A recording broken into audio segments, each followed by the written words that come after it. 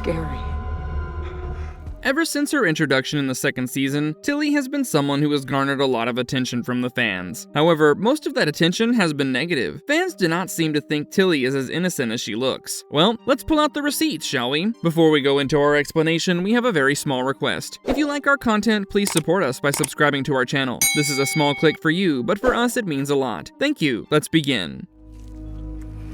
Whatever's going on, I promise it'll pass. Does Tillie deserve a spot on the sus list? Tillie's backstory has been left pretty vague overall for all of us, audiences and characters alike. According to Tillie, she learned of her terminal cancer in the wake of her late husband's passing. Since then, she decided to travel across the country and bet on the horse races with pretty much nothing left to lose. Perhaps that's why, the moment she got trapped in the town, she seemed to take everything at face value without stressing out like everyone else. She dances in the rain, beckons everyone to join her to relax, and not worry so much. Although this could be because she's effectively dying and doesn't care about what people think of her, fans find her eccentric and carefree behavior rather suspicious. A lot of fans noticed how she keeps trying to evade questions for the better part. She randomly shows up at the clinic, hoping to find Christy, but ends up coming across Jim. When Jim asks her some pretty valid questions, Tillie goes off on him, saying he keeps prying way too much for her liking. Like what? Of course he's asking questions. He's been in the town far longer, and he knows that the people who are showing up here have some sort of strange connection to the place. So why is it weird that Jim is asking her questions?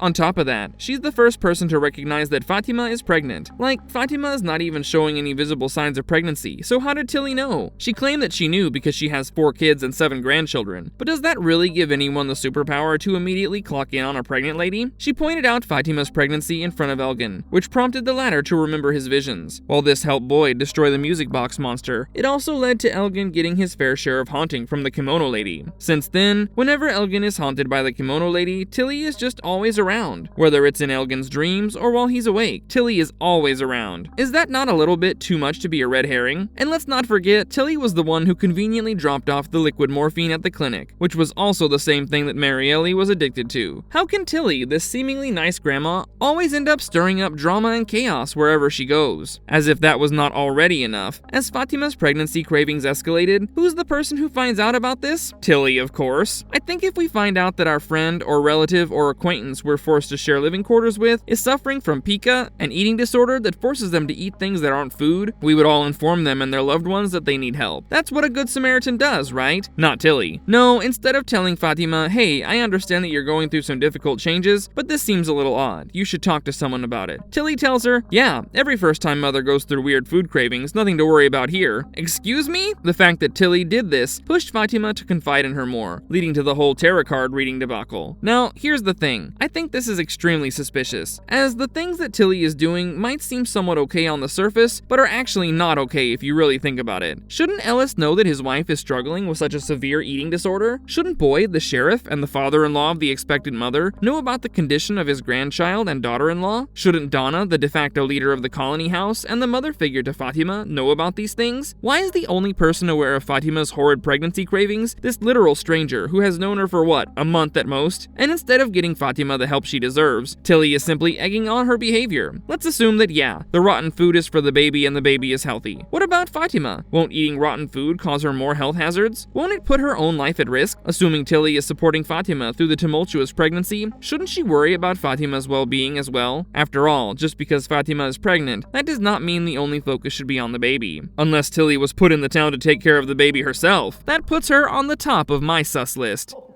You want to know if your baby's all right? These here are gonna tell us.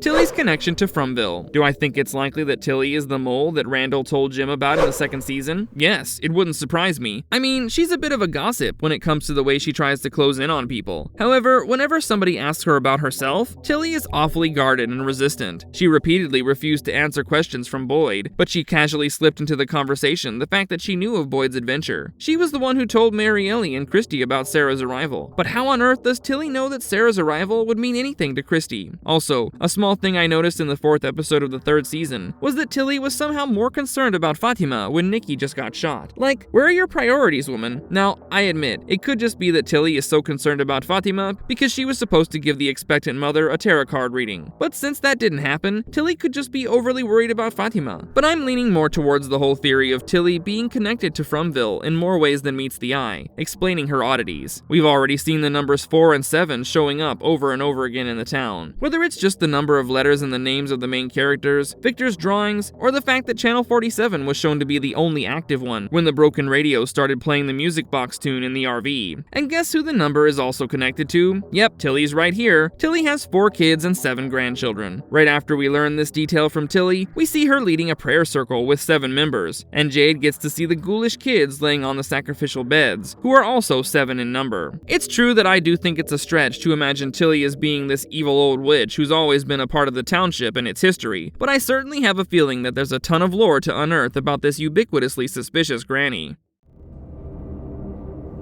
What's wrong? Marvelous verdict. Whether or not you like Tillie, you have to admit Deborah Grover is giving us a fantastic performance as this almost suspicious but believable old lady. Since the show is far from over, I know that it might just turn out that Tillie is simply a nice old woman who's a bit too eccentric for her own good. She could just as well be a red herring. But until proven innocent, Tillie is going to be on the top of my sus list. What about you guys? Do you think she's evil, or do you think she's just a nice old lady who we're scrutinizing for no reason? Let us know in the comments down below, and I'll see you next time. And if you liked our content, don't forget to leave a like and subscribe to us if you haven't already. Have a good one and be safe. Thanks, everyone.